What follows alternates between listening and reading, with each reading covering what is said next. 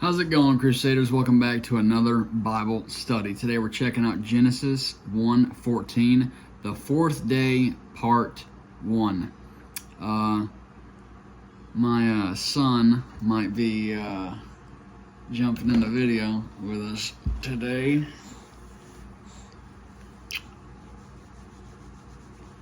He doesn't want to be in the living room at the moment, so he's gonna stay in here with me. We're gonna see what we can get done together. As always, guys, we're gonna start off with the King James Version. There is no similarities today when it comes to the translations, but nonetheless, we're gonna check them out. Starting off with the King James Version, always. And God said, "Let there be lights in the firmament of the heaven to divide the day from the night, and let them be for signs, and for seasons, and for days and years."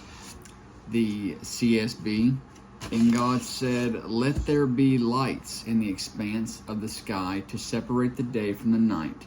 They will serve for signs, for seasons, and for days and years." The NIV. And God said, "Let there be lights in the vault of the sky to separate the day from the night, and let them serve as signs to mark sacred times and days and years." The ESV.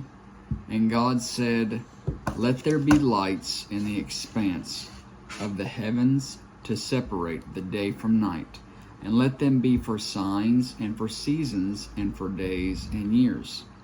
The NASB. Then God said, "Let there be lights in the expanse of the heavens to separate the day from the night, and let them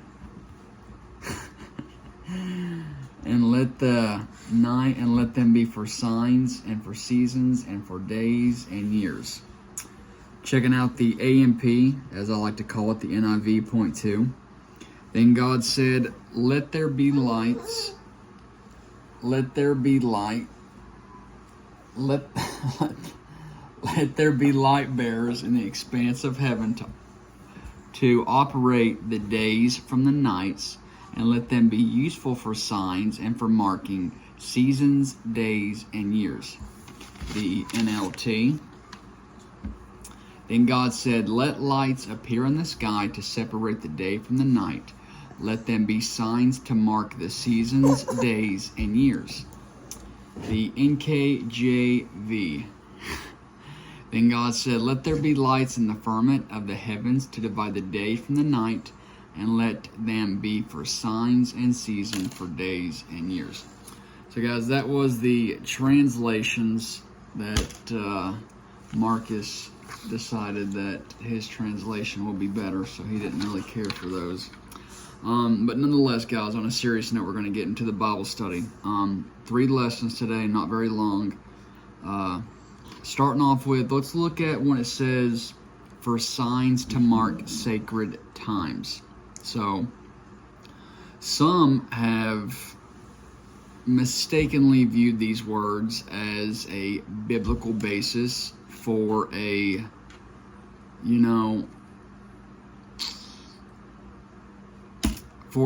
astrology, basically.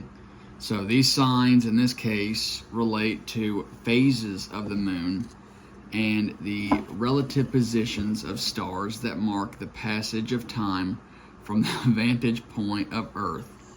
The two words form a pair that may be translated seasonal signs. So that's something to really think about. The second lesson we're going to check out, if we look at this section, it corresponds closely with the ordering of day and night on the first day, involving the separation of light and darkness. Here, the emphasis is on the creation of light that will govern time.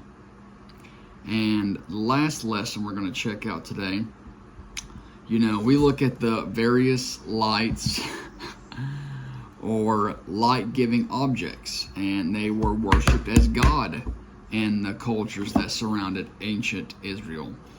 in Genesis. However, the sun, moon, and stars are portrayed as servants of God that would fulfill these roles, separating the newly creating realms of day and night, marking time so that those who worship the Creator could keep their festives in each of the seasons and providing light on earth.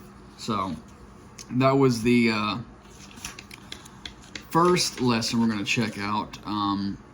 This is part 1 is what I meant to say. This is Genesis 1:14, the 4th day, part 1. This will obviously be part 1. There is still more to come, but that is a lot of ground to cover with just one verse. You know, I always say that, but nonetheless, guys, Marcus made sure to be a part of this video, and I'm happy he was. So that was the lesson. The Bible verse of the week I want to check out. We're going to look at John 14:1. John is one of my favorite books, as many of you all know. Let not your hearts be troubled. Believe in God, believe also in me. And then the question for the Crusaders, simple question. As I always say, you don't have to answer this in the comments. Answer it to yourself. It's just something that I like to add in there to take with you with the Bible verse of the week. Something a little inspiring and just something fun to add in here, guys. Question for the Crusaders. How has God made an impact in your life this week? I know I asked kind of a similar question before. I said, how has God made an impact on your life today? Or how have you, actually what I said was, how have you seen God today? So the question this time is, how has God made an impact in your life this week? So Crusaders, that was the Bible study. Short, sweet, straight to the point, and happy to have my boy in here. Alright, Crusaders, I will catch you all Wednesday for the question of the week. Thanks, Crusaders. Say bye, Marcus. Bye. Say bye. Yeah, there it is. Yeah, we made. Alright, thanks, Crusaders.